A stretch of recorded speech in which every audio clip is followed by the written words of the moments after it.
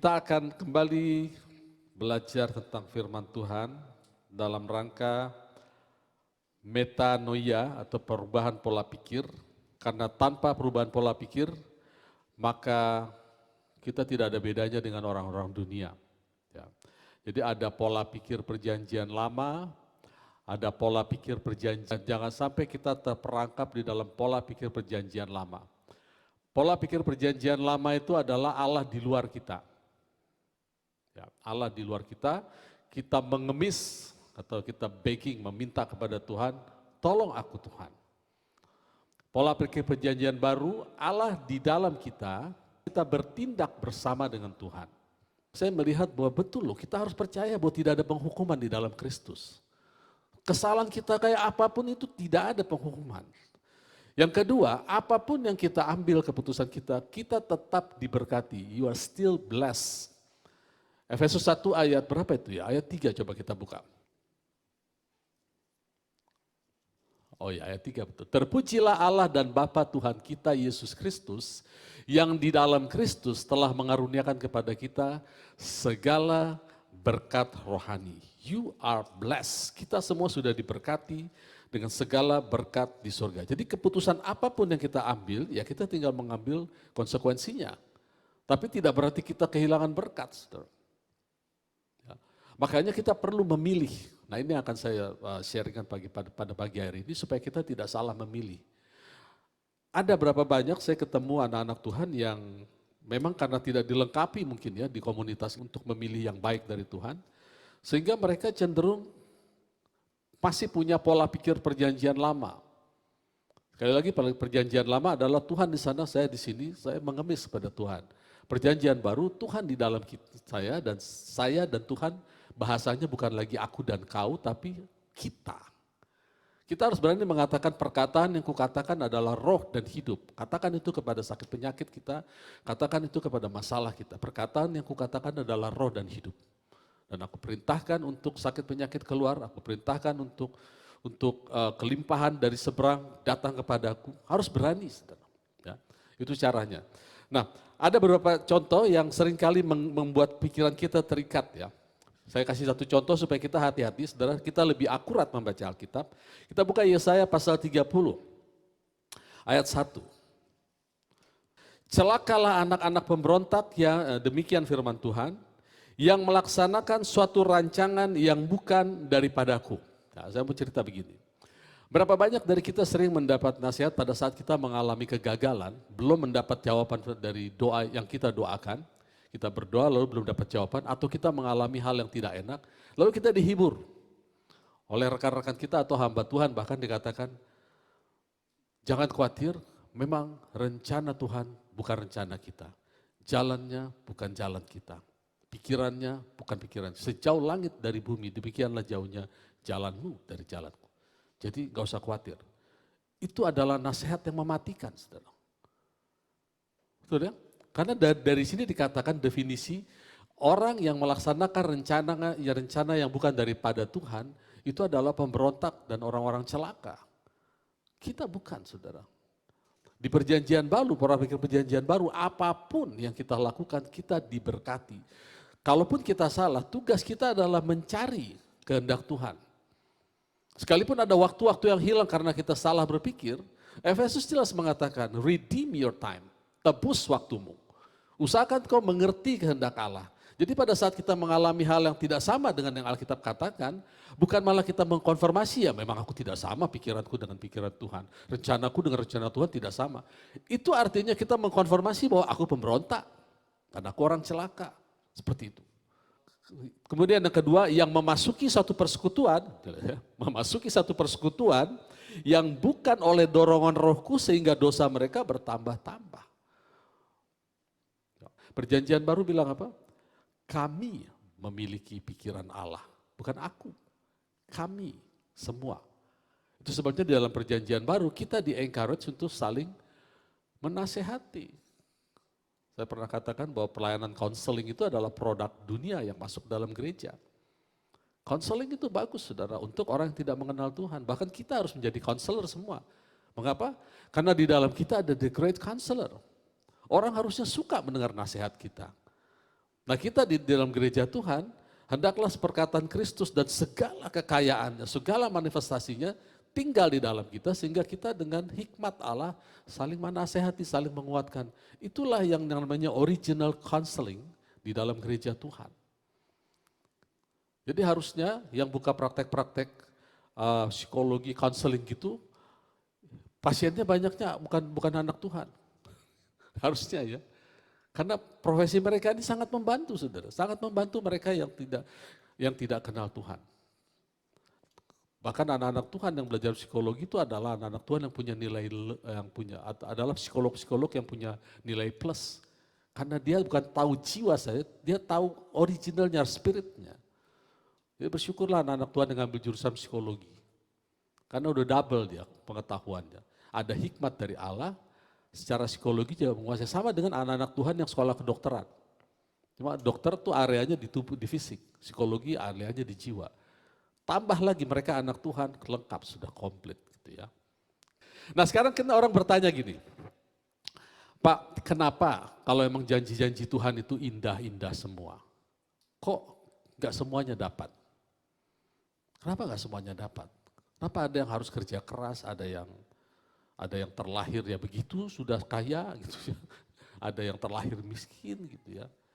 Ya kita sadari itu, tapi Tuhan nggak mengajarkan bahwa kita jangan stay di posisi kita harus bertumbuh terus. Ya. Nah sekarang kembali lagi pertanyaannya, kenapa tidak semua? Jawabannya ada di Yesaya pasal 53, kita baca dari mulai ayat 11. Yesaya 53 ayat 11, ini cerita tentang penyaliban Tuhan Yesus. Yesaya 53 ini adalah Yesaya yang menceritakan tentang Injil Kristus. Sesudah kesusahan jiwanya, ia akan melihat terang dan menjadi puas. Dan hambaku itu sebagai orang benar akan membenarkan banyak orang oleh hikmatnya dan kejahatan mereka dia pikul. Ya. Ini harus menjadi pola pikir kita perjanjian baru bahwa kita dibenarkan oleh hikmat Tuhan, bukan oleh perbuatan kita. Ya, sekali lagi, kita dibenarkan oleh hikmat Tuhan, bukan oleh perbuatan kita. Ayat 12. Sebab itu aku akan membagikan kepada orang besar sebagai rampasan dan ia akan memperoleh orang-orang kuat sebagai jarahan, yaitu sebagai ganti karena ia telah menyerahkan nyawanya ke dalam maut dan ia terhitung di antara pemberontak sekalipun ia menanggung dosa banyak orang dan berdoa untuk pemberontak-pemberontak. Nah yang ayat 12 di switch ke King James kita akan melihat jawaban mengapa tidak semua anak-anak Tuhan secara otomatis menikmati janji-janji Tuhan. Karena setelah dia bangkit dari kubur, apa yang dilakukan Tuhan Allah adalah therefore will I divide him a portion dalam kurung. Tuhan akan membagi atau memberikan kepada dia semua yang dia upah dari apa yang Yesus lakukan bersama dengan the great. Saudara harus menjadi orang the great, harus terima itu. Apa itu the great? Orang besar. Stop di sini dulu, kita buka Matius pasal 11, nanti kita lihat porsi keduanya. Matius pasal 11, ayat 11. Matius pasal 11 ayat 11, bahasa Indonesia saja. Aku berkata kepadamu, sesungguhnya di antara mereka yang dilahirkan oleh perempuan yang tidak pernah tampil, orang yang lebih besar daripada Yohanes Pembaptis. Namun yang terkecil dalam kerajaan sorga lebih besar daripadanya. Yang terkecil dalam kerajaan sorga menjadi the great. Yang dimaksud oleh Yesaya pasal 53, setiap kita yang sudah lahir baru, kita menjadi the great dan orang-orang inilah yang akan menjadi sasaran pembagian porsi warisan dari pekerjaan Tuhan Yesus. Sekarang kita pikirkan, apa besarnya Yohanes? Yohanes gak pernah menyembuhkan orang, Yohanes tidak pernah membuat mukjizat, apa yang membuat dia besar?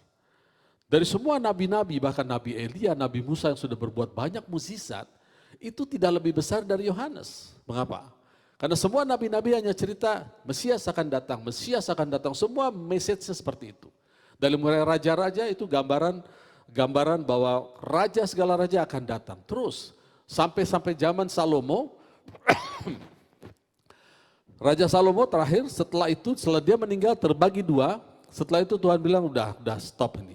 Manusia dikasih jabatan raja nggak ada yang benar satupun. Sekarang bukan lagi raja yang bicara, nabi-nabi bukan keluar. Maka muncullah nabi-nabi kecil. Mulai menubuatkan. Semua nabi-nabi kecil setelah Raja Salomo itu bicaranya dia akan datang, Mesias akan datang, Mesias akan datang.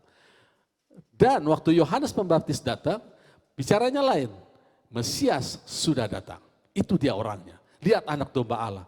Nah, berita ini sudah membuat Yohanes lebih besar dari semua nabi-nabi yang berbuat mukjizat. Nah, sekarang kenapa kita bisa lebih besar dari Yohanes? Karena kita bisa bilang, lihat, aku Mesias. Wah, itu sombong Pak. Saya beritahu gara-gara perkataan inilah Tuhan Yesus dianiaya. Dan kita anak Tuhan, gereja Tuhan, gak ada yang berani mengomong aku Mesias.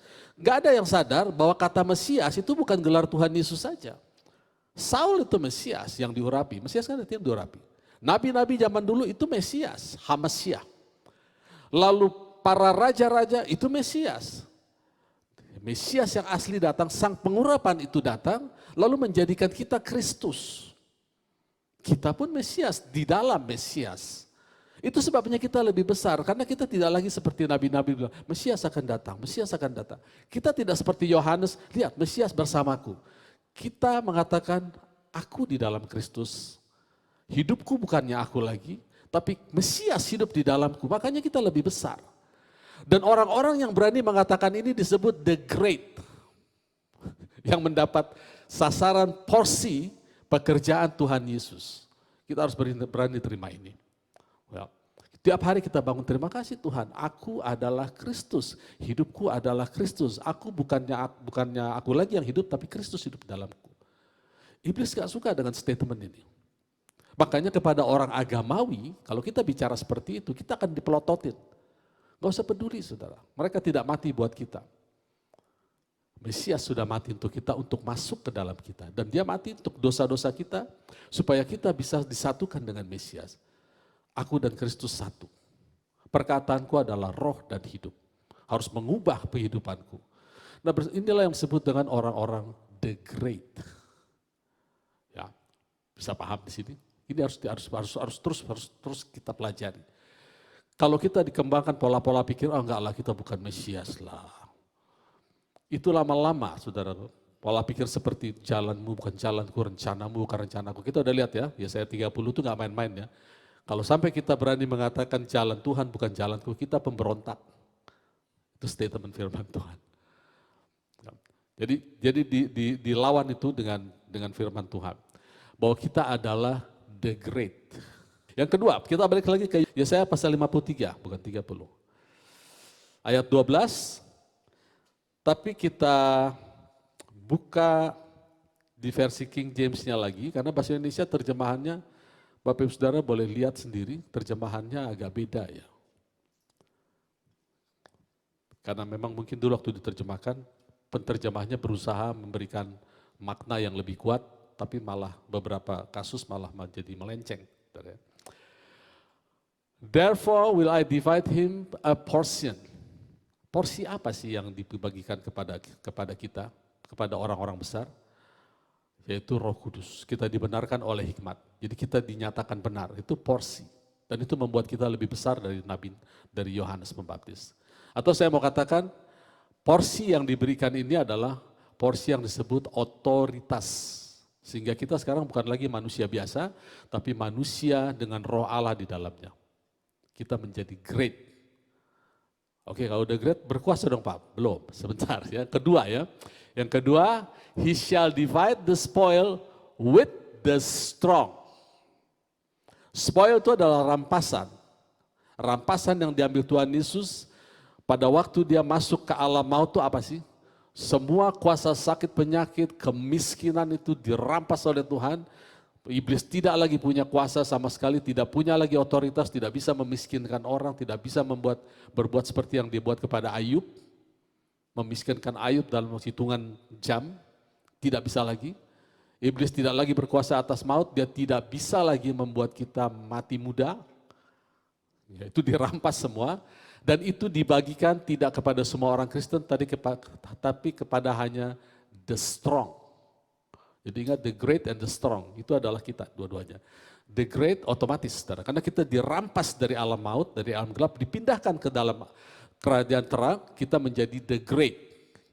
Ya, apa yang kita lakukan hanya percaya. Tapi untuk menjadi the strong itu beda lagi. Kita hanya kuat kalau pola pikir kita mau berubah. Segala pola pikir yang tidak dari Tuhan itu menjadi benteng atau disebut stronghold. Stronghold ini lawannya cuma the strong. Apa yang kita pikirkan, termasuk yang sering saya ulang-ulang di sini, berapa banyak anak Tuhan kalau mengalami penyakit dibilang begini, ya Pak kalau Tuhan sudah izinkan, pasti ada maksud Tuhan, pasti ada pelajaran dari Tuhan. Kita tanya lagi pelajarannya apa? Oh nggak tahu saya, yang penting Tuhan ngajar. Berarti pengajarmu bukan guru yang baik, karena kau nggak tahu apa yang diajarin. Ya tapi Tuhan akan memberi pelajaran, semua sudah Tuhan izinkan. Nah itu kata-kata yang jahat saudara ya. Tuhan izinkan itu kata-kata yang jahat. Tuhan izinkan saya mengalami ini. Pasti Tuhan cari jalan keluar. Kalau Tuhan izinkan jangan cari jalan keluar. Itu kita memberontak namanya. Orang dia sudah izinkan. Faktanya Tuhan tidak pernah mengizinkan. Bagaimana menjadi strong? 2 Korintus pasal 13. 2 Korintus pasal 13. Ayat 5. Ujilah dirimu sendiri apakah kamu tetap tegak di dalam iman, selidikilah dirimu apakah kamu tidak yakin akan dirimu bahwa Kristus Yesus ada di dalam diri kamu, sebab jika tidak demikian kamu tidak tahan uji.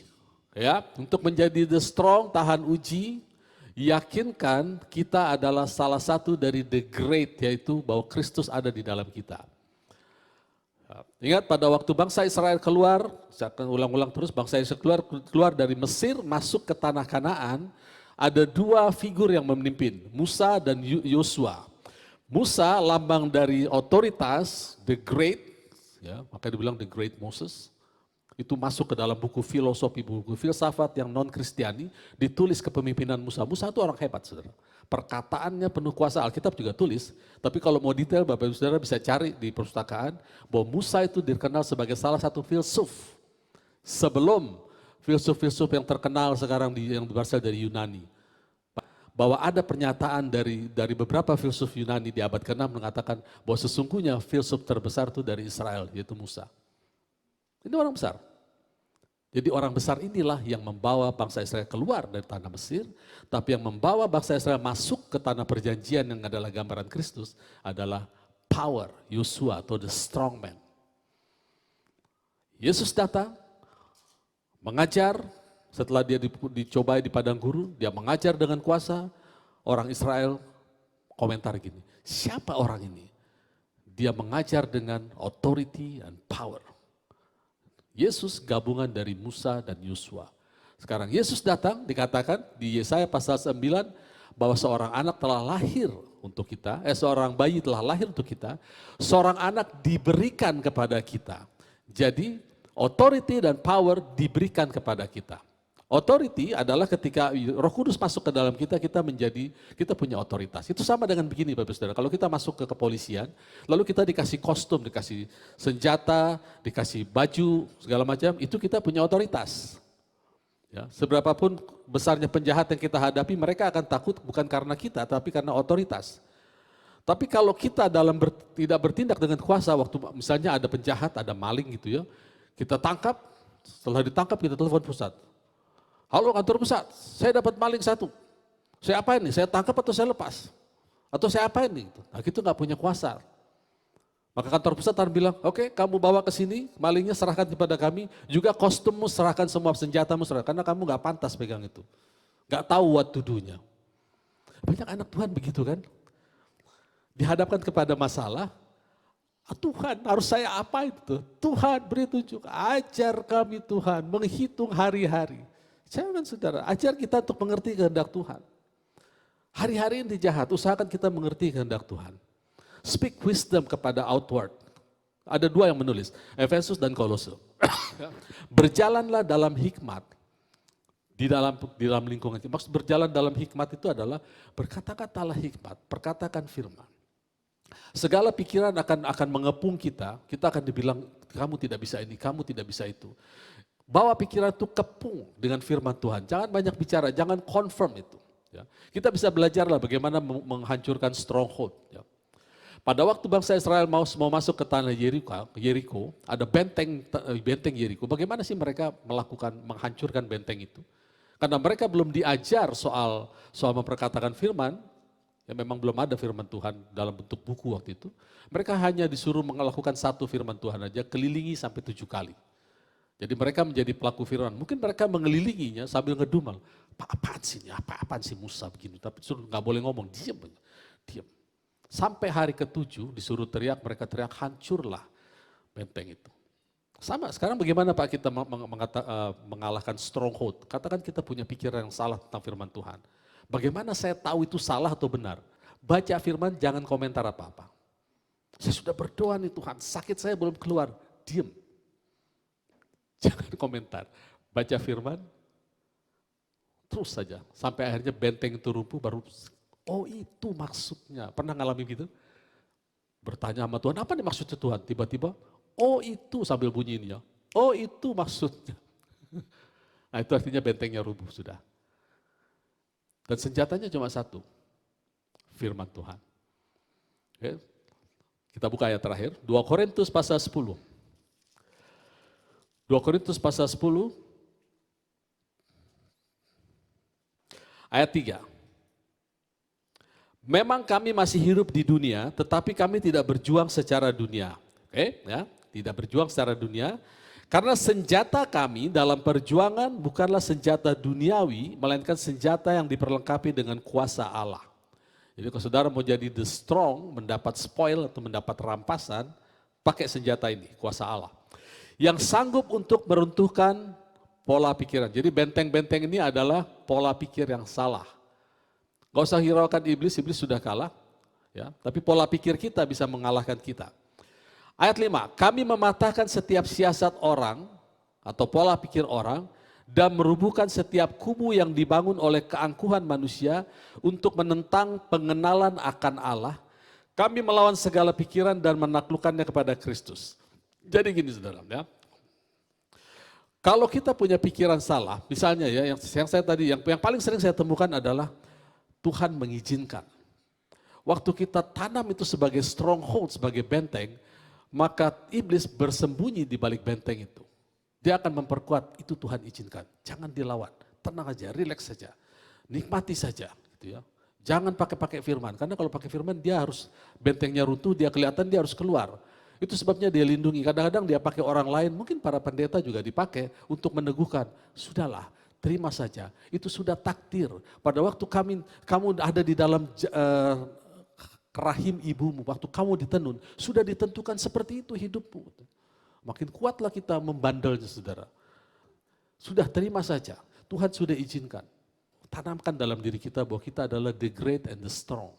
Menjadi the great cukup percaya, diurapi, Roh Kudus tinggal, apapun keputusan yang kita ambil, kita tetap diberkati.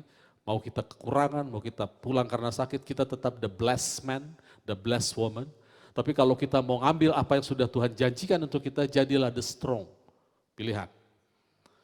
Maka bawa telinga kita ke dalam pengajaran, dimanapun pengajaran yang mengajarkan dua hal ini, the great and the strong. Kalau saya menghubungkan sama otoritas dan kuasa, the great adalah otoritas, the strong adalah kuasa.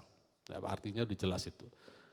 Musa adalah otoritas, Yosua adalah kuasa.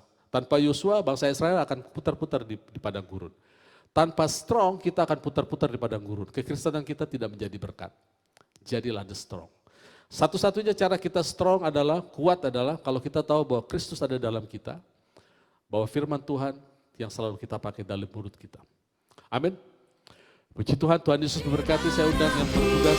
Kami berdiri kemanapun, kami kan pergi, di situ pasti puji.